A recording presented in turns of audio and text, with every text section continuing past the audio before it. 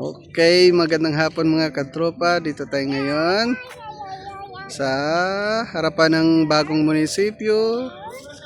May rides po dyan. Tapos na po nilang i-assemble para sa opening this coming December 5, 2025.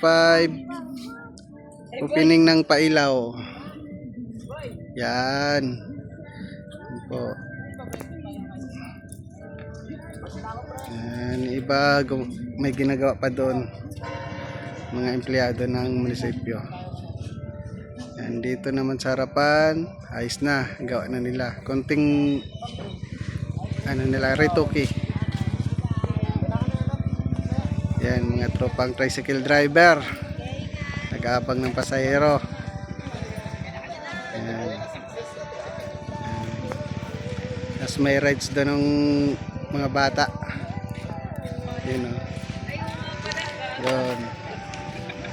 Right sa mga bata.